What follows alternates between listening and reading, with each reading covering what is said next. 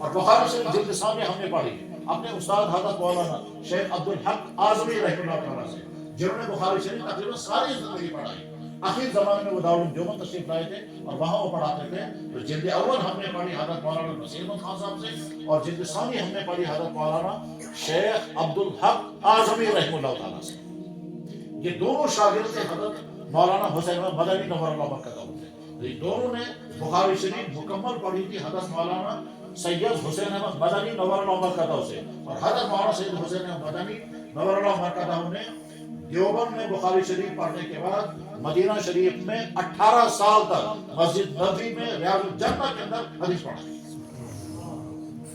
اور پوری دنیا میں ان کے شاگرد اس زمانے میں افغانستان سے لے کر کے بنگلہ دیش تک، اور وہاں مراکش سے لے کر کے افریقہ حضرت سے پڑھنے والے تھے۔ پھر حضرت مولانا حسین مدنی نور اللہ برکاتہ اپنے استاد کے ساتھ مالٹا جیل میں چلے گئے تھے۔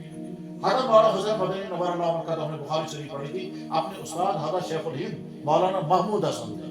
حضرت مولانا محمود حسن وہ شخصیت ہے کہ جن کی شاگرد تمام علماء دیوبند ہیں۔ اس میں حضرت مولانا اشرف علی تھانوی، حضرت مولانا انور شاہ صاحب کشمیری، حضرت علامہ شبیر احمد چنوری، حضرت مولانا مفتی کفایت اللہ صاحب، حضرت مولانا حسین مدنی، حضرت مولانا عبید اللہ سندھی، یہ تمام شاگرد تھے حضرت شیخ الہند کے، اور حضرت شیخ الہند دارالعلوم دیوبند کا پہلا طالب تھا۔ انہی سے دیوبند کے مدرسے کا آغاز ہوا۔ حضرت شیخ الہند مولانا محمود حسن، انہوں نے بخاری شریف پڑھی تھی اپنے استاد حضرت مولانا محمد قاسم نانوتوی سے، اور حضرت مولانا قاسم نانوتوی وہ شخص ہے جس نے دارالعلوم دیوبند کی بنیاد رکھی۔ حضرت مولانا قاسم نانوتوی نے بخاری شریف پڑھی تھی حضرت شاہ عبدالغنی مجددی سے۔ اس شاہ عبدالغنی مجددی حضرت مجدد الفسانی کے خاندان کے ہیں، اس کو مجددی کہتے ہیں۔ حضرت شاہ عبدالغنی مجددی نور اللہ برکاتہ نے بخاری شریف پڑھی تھی اپنے استاد شاہ محمد اسحاق صاحب سے۔ شاہ محمد اسحاق صاحب دلی میں حدیث پڑھایا کرتے تھے، آخر عمر میں مدینہ شریف چلے گئے تھے، پھر مدینہ شریف میں وہ حدیث پڑھایا کرتے تھے مدینہ مسجد نبوی کے اندر اور اکثر ریاض الجنہ کے اندر۔ شاہ اسحاق صاحب نے بخاری شریف پڑھی تھی اپنے ماموں حضرت شاہ عبدالعزیز نور اللہ برکاتہ سے، اور حضرت شاہ عبدالعزیز نور اللہ برکاتہ وہ شخص جن کی زمانے میں ہندوستان پر انگریزوں کا قبضہ ہوا تھا، اور سب سے پہلے حضرت شاہ عبدالعزیز نے فتویٰ لکھا تھا۔ شاہ عبدالعزیز رحمہ اللہ تعالیٰ شاگرد تھے اپنے والد شاہ ولی اللہ کے۔ شاہ ولی اللہ رحمہ اللہ تعالیٰ نے بخاری شریف پڑھی تھی مدینہ شریف میں اپنے استاد شیخ ابو طاہر ابن ابراہیم کردی قورانی شافعی سے۔ شیخ ابو طاہر کردی قورانی مدنی شافعی نے بخاری شریف پڑھی تھی اپنے والد شیخ ابراہیم کردی سے، وہ شافعی مذہب کے تھے۔ شیخ ابراہیم کردی نے بخاری شریف پڑھی تھی اسی مدینہ شریف میں شیخ صفی الدین احمد ابن محمد قشاشی سے، اور وہ مالکی تھے، بعد میں شافعی بنے تھے، اور وہ مصر میں رہتے تھے۔ شیخ صفی الدین احمد ابن محمد قشاشی نے بخاری شریف پڑھی تھی اپنے استاد احمد ابن علی شناوی سے، اور مصری تھے، آخر مدینہ شریف آئے تھے، اور یہ شافعی تھے، ان سے بخاری شریف پڑھی تھی۔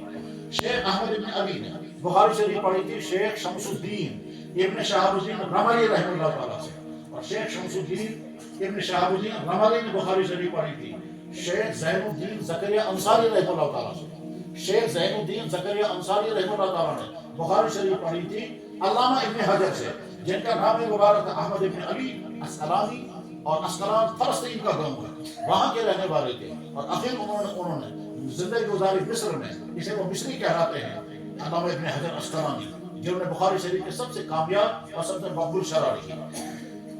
علامہ ابن حجر رحمہ اللہ تعالیٰ نے بخاری شریف پڑھی ابراہیم ابن احمد تنوخی رحمہ اللہ تعالیٰ جو شام کے رہنے والے تھے۔ شیخ ابراہیم ابن احمد تنوخی شامی نے بخاری شریف پڑھی تھی شیخ شہاب الدین احمد ابن طالب بخرینی سے، اور شیخ شہاب الدین احمد ابن طالب بخرینی نے بخاری شریف پڑھی تھی شہاب الدین حسین ابن مبارک زبیدی حنفی سے، اور شیخ حسین ابن مبارک زبیدی حنفی نے بخاری شریف پڑھی تھی ابو علی عبد الاول ابن عیسیٰ سجزی ہیروی سے۔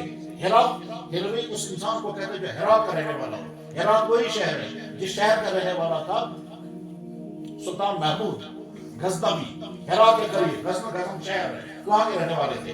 شیخ ابو علی عبد الاول ابن عیسیٰ سجزی ہیروی نے بخاری شریف پڑھی تھی ابو الحسن عبد الرحمن ابن مظفر داودی رحمہ اللہ تعالیٰ سے، اور انہوں نے بخاری شریف پڑھی تھی ابو محمد عبداللہ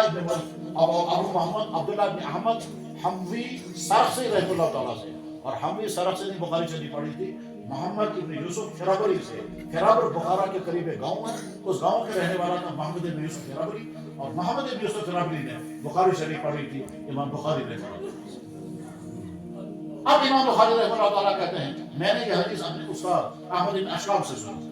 احمد بن اشراب کہتے ہیں میں نے یہ حدیث اپنے استاد محمد بن فضیل سے سنی. محمد بن فضیل کہتے ہیں میں نے یہ حدیث اپنے استاد عمر بن کاکا سے سنی. عمر بن کاکا کہتے ہیں میں نے یہ حدیث اپنے استاد ابو زرع سے سنی. ابو زرع کہتے ہیں کہ میں نے یہ حدیث حضرت ابو ہریرہ سے سنی. ابو ہریرہ کہتے ہیں کہ میں نے یہ حدیث جناب رسول اکرم صلی اللہ علیہ وسلم نے فرمایا کلمتان حبیبتان الی الرحمن خفیفتان علی اللسان ثقیلتان فی المیزان. ہم سے لے کر کے جناب رسول اکرم صلی اللہ علیہ وسلم کی ذات اقدس سلسلہ مربوط ہے, بیچ میں کہیں کٹ نہیں. اس عظیم الشان سلسلے کی سند آپ کے استادوں کی طرف سے بھی اور ہماری طرف سے بھی ان طلبہ کو دی جا رہی ہے جو طلبہ بخاری شریف پڑھتے ہوئے اختتام کو پہنچے اور آپ کا آخری سبق ہوتا ہے. اور اس کے علاوہ جو دیگر علماء یہاں تشریف فرما ہوں گے